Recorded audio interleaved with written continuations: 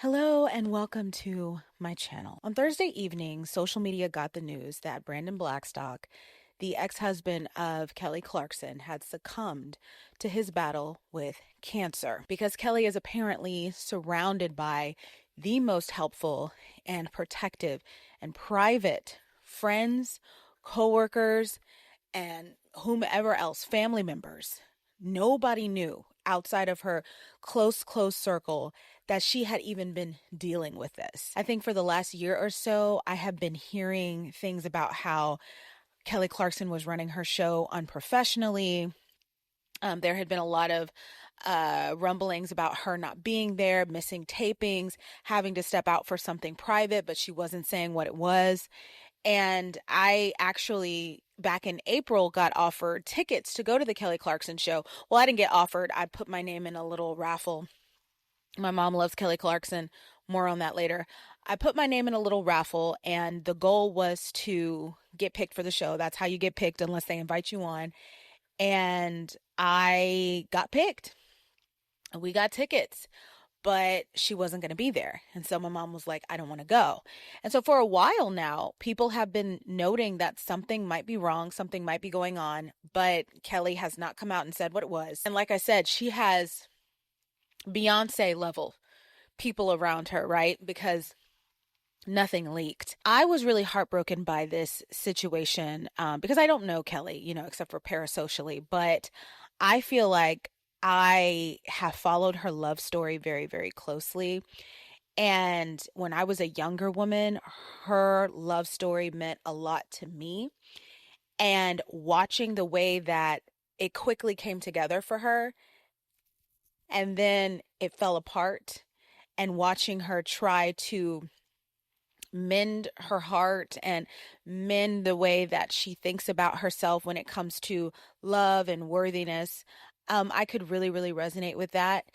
And also, now that this news has come out, finding out that she was stepping up to help take care of him while he was dealing with this, knowing how their relationship fell apart, this whole thing really impacted me personally. And so I wanted to make a video just talking about it because why not? That's what I do here on my job where I can't get out. I'm stuck in the internet and I can't get out. I actually had an idea the other day for a really cool intro with that theme, but I don't have a production studio and a green screen and a camera crew. So, I mean, I do have a green screen, but anyway, I wanted to just talk a little bit about how impacting it was for me as a millennial who grew up with her and her public image, and someone who was so excited for her to have finally found true love, only to be in the situation that she ended up in. And when this news came out on Thursday, I found myself asking, like, is this the saddest story? Is this the saddest love story ever told? Like, is this, I don't think it is, but it's definitely up there, especially for public figures. I can think of like Kim and Kanye and how, well, actually, no, I only brought them up because they had a very public coming together and a very public falling apart. But I don't think anyone was necessarily rooting for, I know I wasn't necessarily rooting for him or her when it came to the love department. It was just like, if they find it, they find it. If they don't, they don't. But I was rooting for Kelly. And this is why. It all started back in 2002. Me and my roommate at the time were sitting in the media room of my dorm at in the quad in the Bates building at University of Houston, and we're in the media room. Although, how did we get there? I don't know how we got there or why we were there. Anyway, that's where we were. And we were watching American Idol. And if you're old enough to remember it, do you guys know that there are people out here using the internet who were born in 2005? Yeah, there are people who have jobs and children and homes who were born in 2000. Yeah. There are people who will write things to you on the internet or speak to you. They were born in 2010. Yeah. So I'm saying all that to acknowledge that there might be somebody who watches this video who doesn't remember the first season of American Idol. Okay. But I do. I was 18 years old and it was the greatest show on television that summer. And for a couple summers after, I would say for the first 4 seasons, American Idol had the United States of America on lock in the summer. It was the Love Island before there was a Love Island. It was it was a cultural reset. Okay. And so me and my roommate were sitting in this room, and it is the finale. And we've got Kelly and we've got Justin Guarini. And I, to be honest with you, like, there's no world where Justin should have won that. No world. Um, we knew Kelly was going to win. You knew Kelly was going to win because of her performances throughout the season. She had the requisite sob story. If you don't know, Kelly had graduated from college. She turned down, or graduated from high school, excuse me. She turned down going to like prestigious music colleges because she really, really wanted to like try and make it as a singer. And she tried to write some demos, and she had some record deal offers, but it didn't go anywhere. So she was like, well, I'm just going to move out to LA. And she moved out to LA. Her apartment building burned down. So she had to come back home, and she was waiting tables in her hometown of Burleson, Texas. And one of her friends came to her and said, hey, you should try out for American Idol. So she went on the show. And I mean, from the first audition, we knew what's up. What's up with little Miss Ma'am and this halter top? What's up? And I can remember just going through the season with her and just always being like, that's my favorite. That's my favorite. And she would sing songs that had been out for a long time, but when Kelly sang them, it was like a revelation. I think by this time in the video, I've already warned you that there will be a lot of singing from me in this video. And here's why, you guys. Number one, I love karaoke, or karaoke as she calls it. And number two, copyright. I don't know how people be uploading videos with like the real audio from a recording artist and not getting their video tagged. I tried to upload something the other day. Man, it can't even get, I don't know how people do it. So lucky for you, I can sing a little bit, and I remember exactly the music that I want to reference here. So here we go. First song she sang that I was like, okay, who is this? Who is this? Was obviously like when she tried out for the show. I think she tried out with Natural Woman, and then she sang it on the show as well. And she did like this random whistle note while she was singing. It was like, girl. But I remember the Celine Dion song when she came out there, and she was it's called Think Twice. She put her hand in the screen. Don't say what you're about to say. I mean, it was serious. And I mean, she would always do like that key change. I'm not going to do it, but she would always find a way to do that in every song. And the girl just had pipes, and you just knew like, she don't need to be on this show. She need to be out there making music. So anyway, 2002, I think it was May, me and my little roommate, we're sitting up there, we're watching, and we know we punched in Kelly on our little Nokia phones, okay? And we're like, she needs to win. Because again, Justin, there was just no way. I mean, we already had Justin Timberlake. What was Justin going to do? We had Justin Timberlake already, and we had, oh wait, this was before High School Musical even came out. Oh, okay. So we didn't have that little, what was his name? Corbin Blue. We didn't have him yet. But I was struggling. I was like, what is he going to do? So anyway, she wins, and she gets out there, and through tears and crying, she's a moment like this, whoa, like this. And she would, whoa, I mean, just pipes.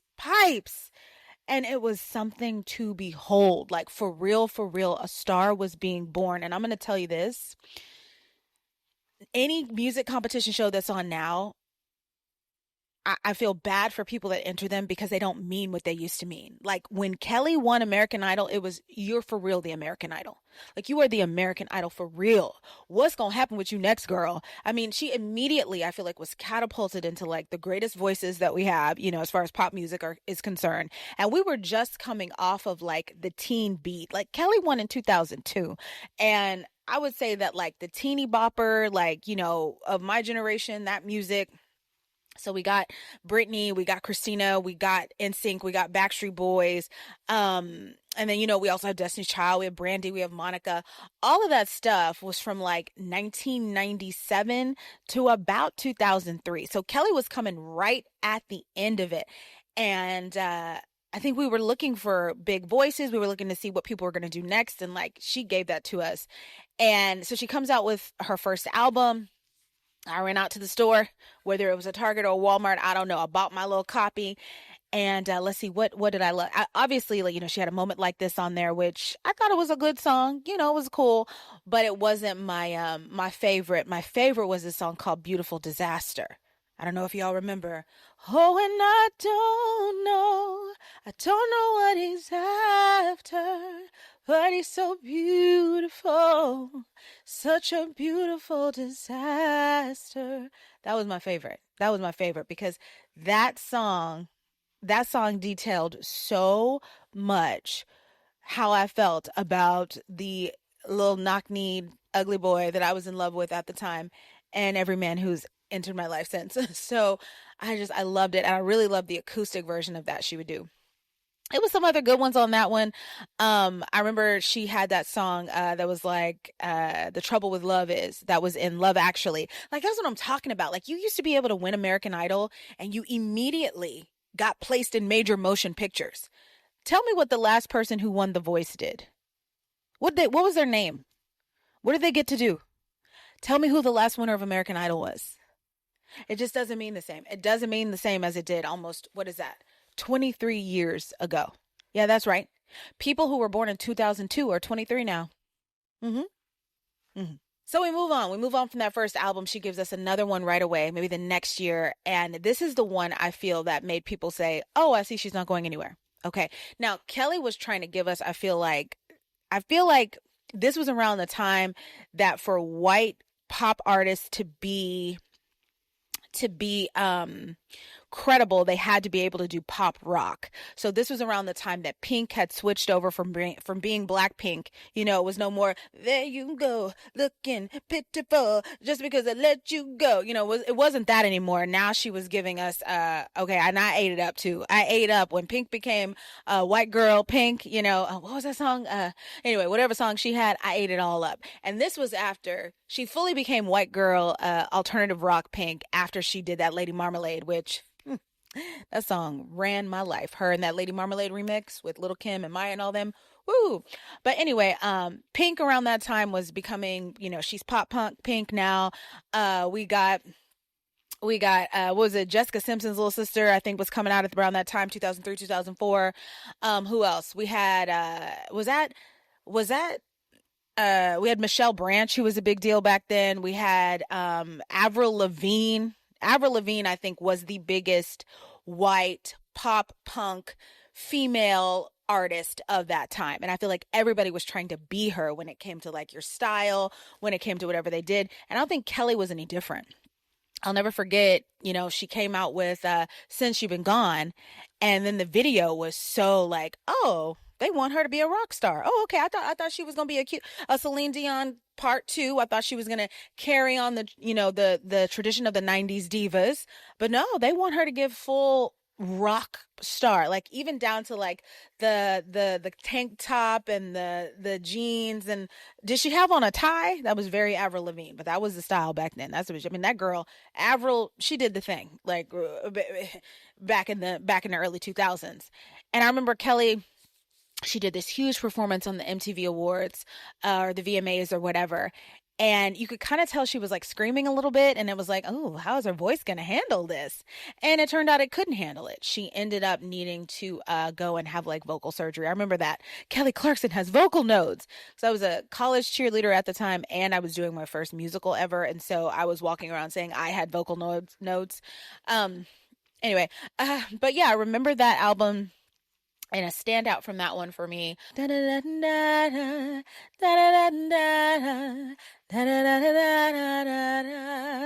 was like, yes, girl, yes. But the song, was that on that one or was it on the other one? I don't know. But she had this song called Because of You.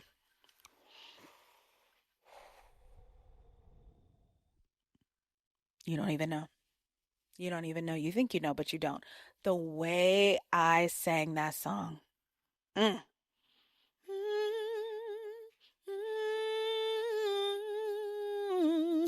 I may not make the same mistakes as you did. I will not ask myself. Do I know the words? I don't know. It's been 20 years. But that song used to be my ringtone. And let me tell you, those were the days of so many little hard life lessons. And I just used to, Because of you, I've never strayed too far from the sidewalk. I used to just, whoo. I used to sing that little song.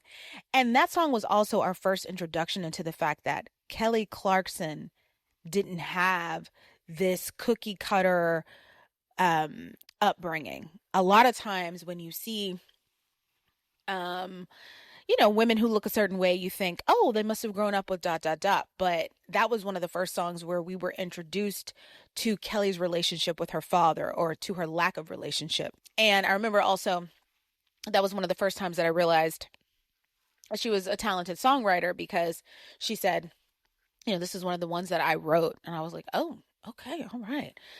So moving on. After that album, we don't hear anything from her for a little bit. And then she comes out with My December. And I remember just feeling like, what the hell happened to Kelly? Like, she went from, since you've been gone, and just kind of like upbeat, mostly upbeat, to all down. All down. I mean, the damn album was called My December. And I remember her talking about there being like some back and forth from her record label when it came to that album. And I'm going to look real quick, because I'm trying to figure out if she had at that time. And look, I think I'm going to look real quick, but I don't know. So I don't know if Behind These Hazel Eyes, which I hate that song. I hate that song. I don't know if that song or whatever. I'm a little bit, I forget, because My December was the one album that I was like, oh, I'm not going to buy this whole thing. Because back in the day, children, when an album would come out, before we had all these streaming services, and streaming didn't come around until like 2010, 2011, and in the industry's response to people, what is the word called? Pirating music. So this is still around the time. Actually, no, Kelly is around the time when record labels started clamping down and threatening you with being sued, right? I remember I had to take it's a whole another conversation, but basically I got a letter. Okay. I got a letter about my computer and all my music.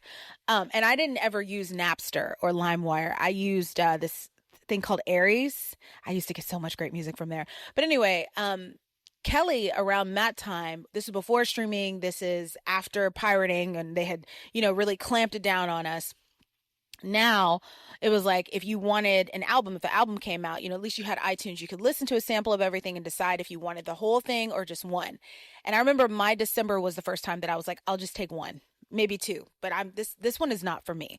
I want to know what happened to Kelly. And she's never been big about talking about her private life in detail. She will just say, oh, I was having a hard time. And I remember the one song I liked from this album was a song called Sober. Oh, yes. Oh, yes. Mm-hmm.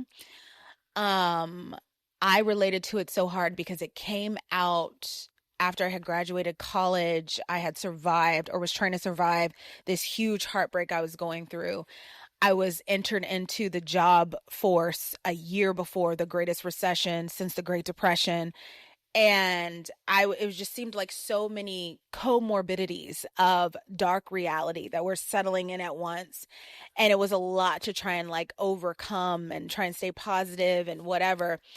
And the song came out, and when she said, 3 months and I'm still sober, picked all my weeds but kept the flowers, and I know it's never really over. I was like, preach, sister. And then she had one part, which I won't sing because it's loud, but she was like, 3 months and I'm still standing here. 3 months been living here without you now. 3 months and I still, oh, oh. And then she would just, 3 months and I'm still bleeding. I was like, yes. Yes. And I used to scream. I loved that song. And I had a friend at the time who played guitar. So he and I went and did an open mic. And I did that song. That song and Top of the World by Patty Griffin. Those were my two songs that I performed that time. But yeah, I loved Sober. Like to this day, I have contemplated, excuse me, getting picked all my weeds but kept the flowers tattooed somewhere on me. Unfortunately, I hate pain, so it will never happen. But I love that song. So I feel like My December solidified the fact that Kelly was capable of low lows and high highs like all of us. I wish the album had more bops. Also, I want to say by this time, by December, I feel like her album started getting too long. If I could suggest anything, it would be to cut them suckers down. Cut them down. Then that's to all artists. I don't feel like we ever need 18 damn songs unless it's Beyonce. Ooh, but not I Am Sasha Fierce. That was too long. That was too long. It was my least favorite album. I didn't like it. But I feel like 12 is good. 17 is pushing it. 21 songs? Come on now. Come on. Anyway, so we had My December and it was like, oh, Kelly's depressed. But we got this great song out of it. And then a couple years passed by and we get All I Ever Wanted. And she was back with the pop songs. My Life Would Suck Without You. Yes. Such a good song. I remember playing that as I drove down to the beach for spring break. That year, playing it when I drove around, playing it in like my car. I loved that song. It's a good song. There are probably some other songs on the album right now. I can't remember them. I only did like this much research before I decided to sit and watch this video. Make this video, excuse me. But that was a good album. And I feel like she was back to fun Kelly. And then after this is 2009, we get one more Kelly on her own, fun, youthful Kelly album before things start to switch. 2011, we get the Stronger album. And Stronger started off with such a great song, and it was very important for her because Kelly, for as long as she has been a mainstream artist by this point, this is 9 years, 2002 to 2011, we have never seen her date anyone publicly. And what did I say about Tracee Ellis Ross the other day? I can't imagine being in the public eye and being a single woman, because you're going to have to speak about it, because people don't accept that women can be single for long periods of time because they haven't found anybody. And that's why that's why we have to say it's by choice. I'm single by choice, because I feel like most people have I don't know if it's a metal plate in their head or what it is that makes it hard for them to understand that if a woman is single, sometimes it really is because she has not found a partner that she wants to be with, and vice versa.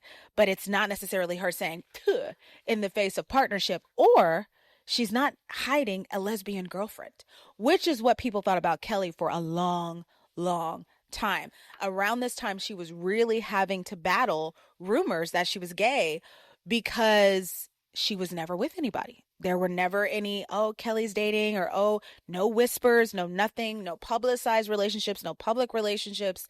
And so it was just like, what is wrong with Kelly? Is what a lot of people were saying. And when people can't figure you out, they start to make narratives about you. So I believe that album started off with Mr. Know-It-All, yeah, yeah. You think you know it all.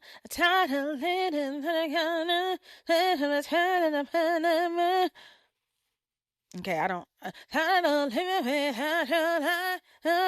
I like that song. I don't always remember the words. It has been 14 years since it came out, so that's fine.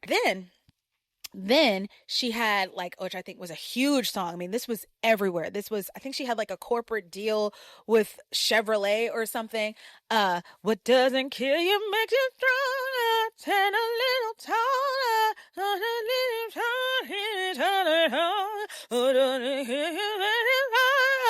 Okay, Kelly. Okay, girl. She's back.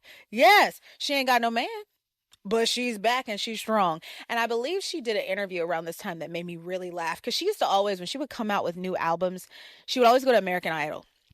And they'd be like, and Kelly Clarkson with the new song. Even when she didn't work for those fools no more and she chose to go work at The Voice, they still let her back on American Idol to sing her songs. But I remember she performed Mr. Know-It-All. And Ryan Seacrest was talking to her and he was like, so, I mean, are you dating anyone? Do you have? And Kelly was like, no. And no one's ever really, it's not. And why that man take the microphone away? and cut her off. I still remember this. I'm not going to dig up the interview. You do it. But I remember it. It happened. So we got that album, and I was like, all right, well, she's here and she's singing and she wants you to mind your business. Okay. 2012, though. 10 years into the game, something changes. She puts out a 10-year album. My favorite song of hers, my favorite song, Catch My Breath, was on there. Catch my breath. Don't walk and hold me back. I ain't got time for that. Catch my. Subsequently, my favorite song and the worst I am at singing it. I think I have to start from the beginning, but I love that song so much. I happen to also in my life be in love with someone who was shifting the paradigm of my entire being. And that song came out and I was like, she gets it. This is how I feel. Because a lot of the lyrics are about how you've been going in one direction and you've been like ignoring a part of yourself, and all of a sudden you're in a place where you can breathe deep. And I was like, yes. And there's a part of the song where she says, you helped me see the beauty in everything, whatever. Catching my breath, letting it go. Oh, takes me back. But I was like, what's going on with Kelly? Some change? And I would get my answer a couple months later when it was publicized that she was now dating Brandon Blackstock. And now this is crazy the way this comes together, okay? Kelly, for the longest time, would tell people how much she loved Reba McEntire. I didn't grow up listening to country music like that, like old country music. I didn't start listening to country music until I was old enough to be able to choose it myself, because my parents were not listening to country music like that. So a lot of older country music stars, Reba, Garth, people who were big, I would say before like 1998, because that's when I first was like, no, what these folks talking about on this radio station, and chose it myself. Before that, I don't know. So I didn't grow up with Reba. So a lot of her hits, I heard later on in life, but I don't know her catalog like that. I feel like for white country people, Reba is their Whitney. Okay. And so they are hype about her. She means a lot. And Kelly would always talk about how much Reba meant to her. And I remember there was a time where her and Reba performed Because of You together. Like they had some performances, they performed together, whatever. Something happened. And Reba was actually married to Norval Blackstock, Brandon's daddy. And so some going on, some happens. I don't know if Kelly begins to get managed by Norval first, or if Brandon steps up to man. I don't know what happened, but I believe it was the Reba connection that brought her to Norval, which brought her to Brandon. And I remember when I first seen him, I said, oh, okay, sis. All right. Because he was very, very handsome. He was a very handsome man. And I felt like she seemed really excited about him. A couple months later in 2013, she did a duets show for ABC, which I thought was a really good show. It has a terrible rating online, but I thought duets was amazing. And she does this show with her, Jennifer Nettles, John Legend, and Robin Thicke. And what the show was they would go and people would send in tapes. And they would go and pick a person, one of their top fans, and they would sing duets of their songs and other songs with this fan. And then, audiences would dial in to vote, and then they would pick the winner of the competition. And just like all these other competition shows out now, the winner of that competition, we don't know his name. We don't know what happened to him, but somebody did win. Anyway, so Kelly's on duets.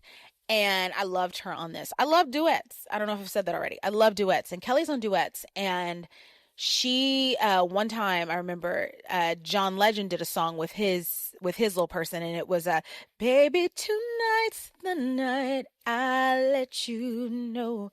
Baby, tonight's the night we lose control. I don't know if those are the words, but that's kind of what I remember because I don't really listen to a lot of John Legend. So anyway, she does that song and they're going through and they're giving their, reviews, the way people do on these shows.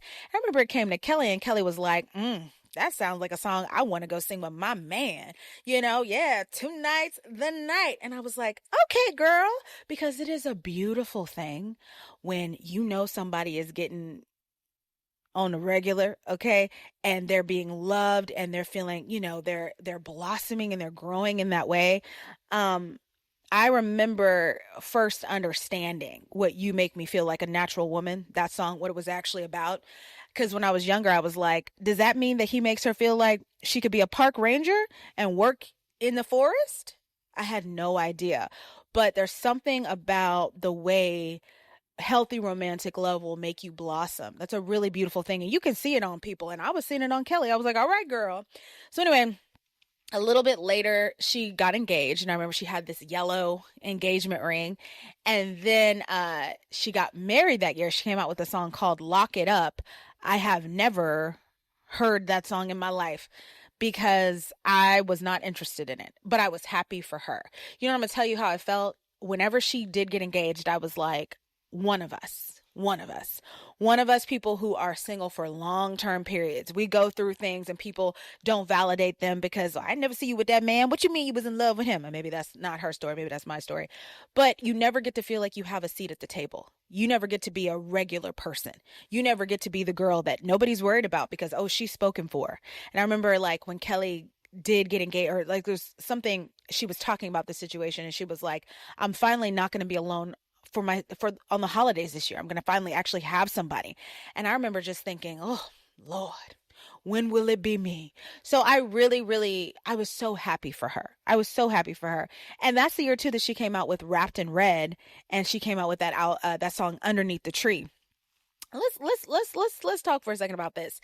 That song has done very well since it's been out. I just started listening to it like 2 years ago, but Kelly Clarkson has never played when it comes to coming out with a hit. She has never played. I feel like the universe, God, whomever, when that girl was born, was like, oh, she gonna make some money.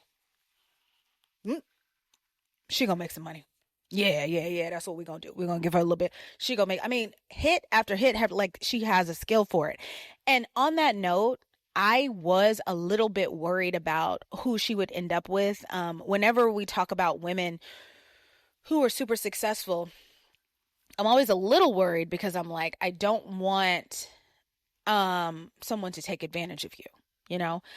But I wasn't too worried because she was with somebody who came from a musical family. So I was like, oh, she'll be fine. So anyway, the years keep going, right? She's supposedly happily married. We don't hear from her for a little bit because she does get pregnant kind of relatively soon. I have to note that all of this happened around her Saturn return around 29 to 30. That was such a big year in so many people's lives, including my own.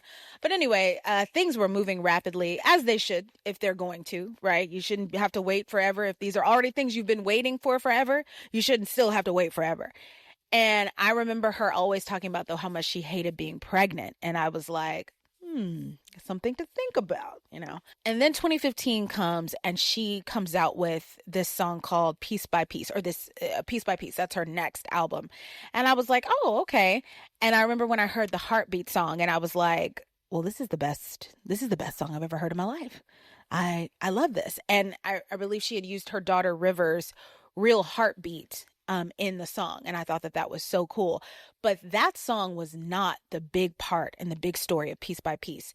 The big song of Piece by Piece was the title track because it was all about how she had finally met this person who had restored her faith that there were good men in this world. And it was so emotional and so beautiful that she could never sing it without crying. That's what I thought. Because I actually finally went to go see Kelly Clarkson in concert. So this was 2015, the fall of 2015. I had been a fan since 2002. So 13 years, I finally went to go see her in concert in the fall of 2015. And she got up there to do Piece by Piece. And she's up there, piece by piece. And she'll never have to wonder her worth because unlike you, I'm gonna put her first. And he'll never walk away. He'll never ask for money. He takes care of me. He loves me. Piece by piece, he restored my faith that a man could be kind and a father could stay. I I'll tell you what, whenever she would cry singing that song, I would cry with her. But I was also a little bit afraid. Anytime a woman makes a song or anytime a woman publicly comes out and talks about how much she loves a man, I'm always like, okay, what are we going to do if he lets her down? I used to feel the same way about Beyonce. All them songs, baby, it's you. You're the one I love. I mean, all these songs about how much she loves Jay-Z. She loves him. And oh, what's gonna happen if he don't do what? If he fall out? Lemonade. That's what happens, right? Lemonade. I felt the same way about Mary J. Blige. All that hoot and hollering she was doing about Kendu back in the day.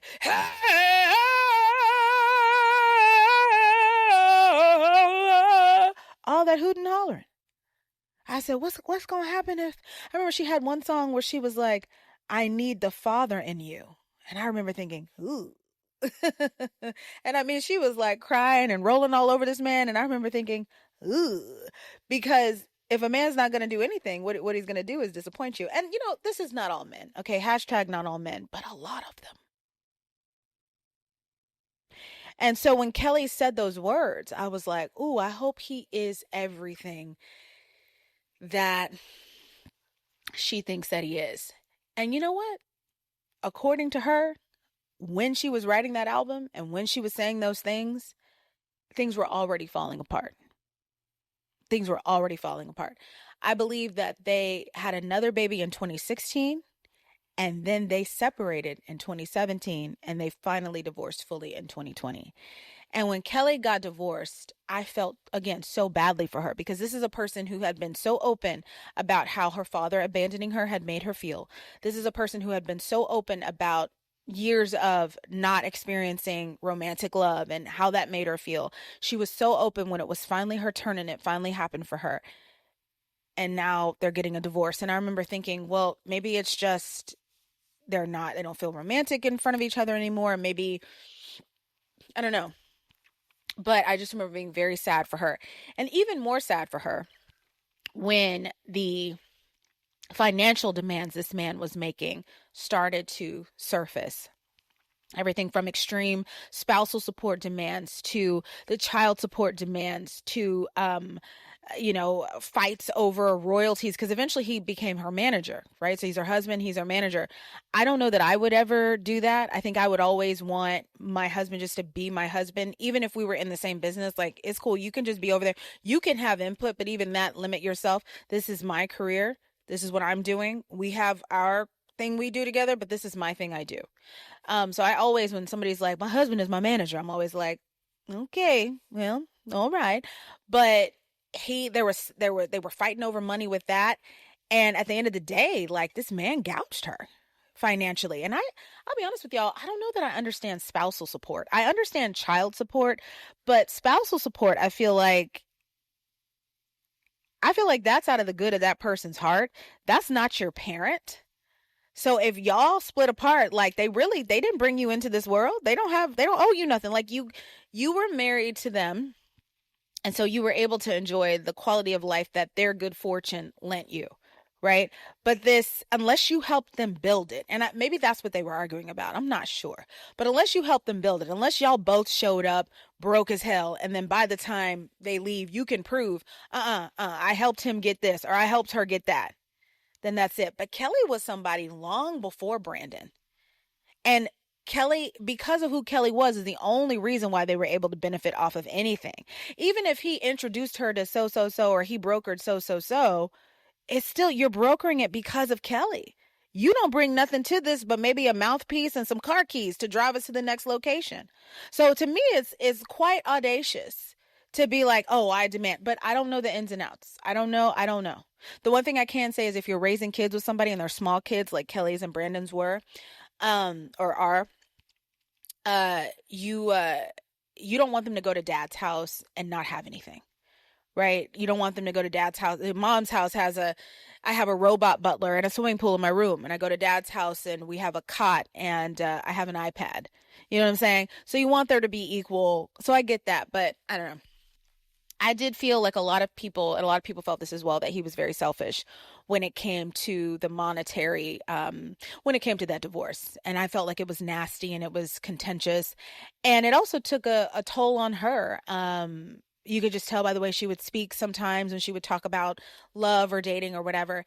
And then I also went to see her in Las Vegas with my mom. So, I mentioned my mom really likes Kelly Clarkson. My mom doesn't know Kelly as a singer, really. Well, she knows her from the show, but she didn't grow up with her like I did, and she loves Kelly. So back in the summer of 2023, she and I went to Vegas together, and we went to go see Kelly. And it was so funny because I'm sitting in the audience, and I'm telling people next to us, yeah, we're here for her. She loves Kelly Clarkson. But yo, at this point in time, I had really forgotten all them little songs I just sang, all that stuff. The way I can go all the way back to the very beginnings of my adulthood with this woman, I had forgotten. It's just something I buried. So Kelly came out, and she started off with whatever she started off with, and every single song, I'm in there. I'm in there. It was like I was at a punk rock concert. I'm screaming, I'm throwing my hands up, and then she gets to Piece by Piece, y'all. And now she's since changed the lyrics to the song, and I'm gonna link them below. But she does Piece by Piece either real slow now, or she does it the original. I know she performed it on American Idol a couple years ago when she was pregnant with her second child, and it would make her very emotional. And she has this piano version of it. It's really beautiful. I don't know if she did that one or if she did the fast one, but whichever song she performed, that one is the hardest one, I think, for people to listen to and for her to perform, because it was such a triumphant song, right? And I'm saying that because she's actually said, like, this is a weird song for me to have to sing because of what the lyrics were. I'm so excited that this person is here. I had to grow up with a father who wasn't there, with a father who turned his back on me. One of the lyrics she says in the song is, back then I didn't have anything you needed, so I was worthless. Woo, woo. I mean, wow. The stuff she admits to feeling because her father left, wouldn't come back, wouldn't give her the time of day. And so she writes this song and she's like, this man's not going to do this, though. He would never do. So anyway, when she performs that song, you cheer for her a little bit louder. You try and be supportive, because it's tough. Because it's one thing to go through that privately, right? To meet somebody and think, oh, he's going to be different. He's not going to.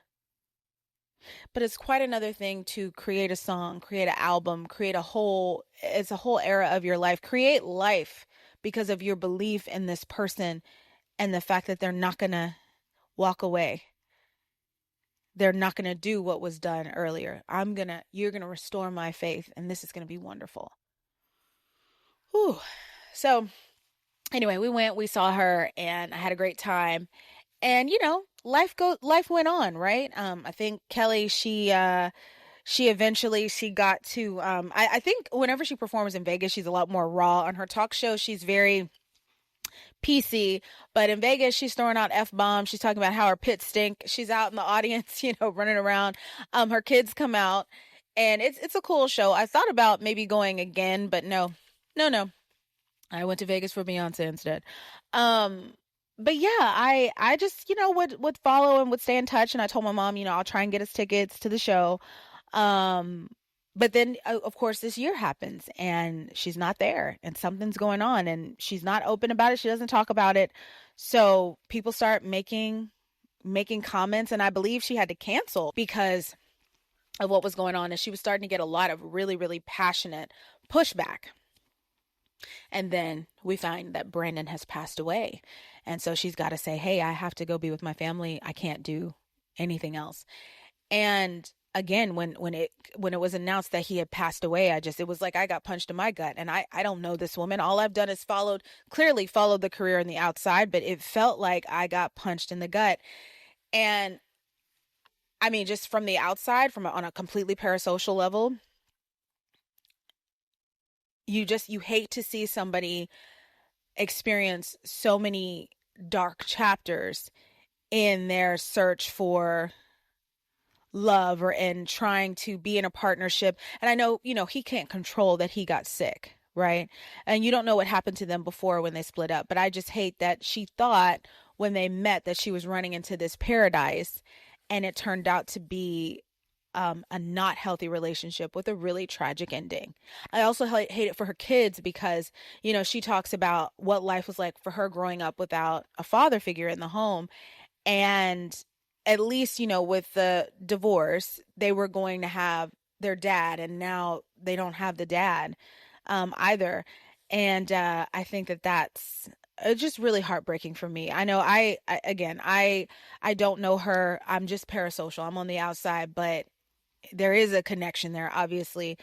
And that night that I found out he passed, I had to go back through the catalog, man. And I listened to every song that has been a part of my life since I was 18, when I was at the beginning and I didn't know what life was going to look like, and how there's been so many songs. I would say that the Piece by Piece album is 10 years ago, but I would say that it's the last time that I really listened to any of her new music. I don't really listen to any of the new music that she has out. It doesn't resonate with me anymore. But the stuff from 2002 to 2015 definitely resonates. And I have a 2012 mix in my Spotify, and she's in there because Catch My Breath was like the anthem of that year for me. So yeah, it's very hurtful to find out that she has to go through this, and it's very sad, and I'm very sad for her. Um, and I hope, you know, I know, and I would have hoped this for her if he had still been alive, but I hope that she does get another chapter. I hope that there is someone else. I do, because,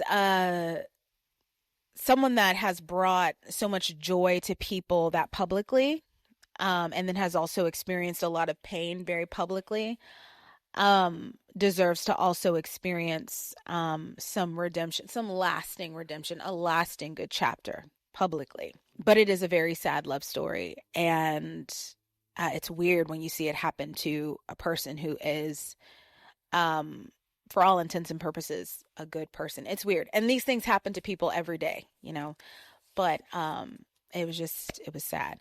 uh I don't know, did it affect you at all? Did you have any feelings? Are you a Kelly Clarkson fan? Clearly I am. I'm so much of a fan, I wanted to record this video, spend way too long editing it, and post it on my channel.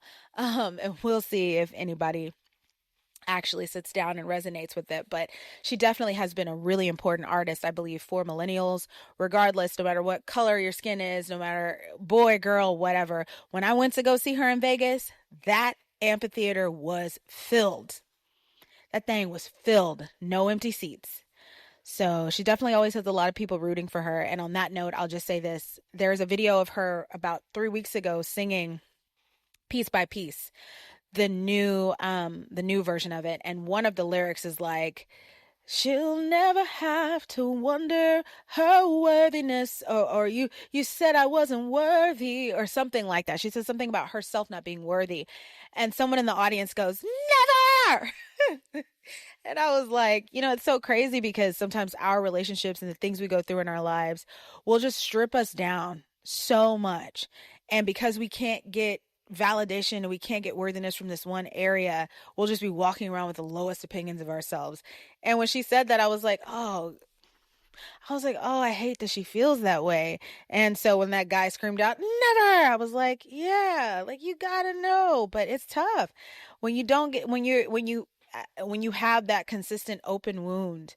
It's tough. So I don't know. I hope she heals. I hope, wishing the best for her family during this time. And when all is said and done, and kind of the dark cloud has raised a little bit, I do hope love comes around for her again. And I hope we get some great music out of it, because I'm telling you, that Piece by Piece, when she was like, I'm in this new chapter now, I was like, yes, preach, girl. I love it. So I'm looking for another chapter like that for her, not only for my ears, but also like for her as a person. I think she deserves it. Anyway, feel free to tell me what you think in the comments below. And as always, thank you for watching. Also, thank you for withstanding Stephanie Yoki. That was a lot, me singing all those songs, but whatever. Have a good day.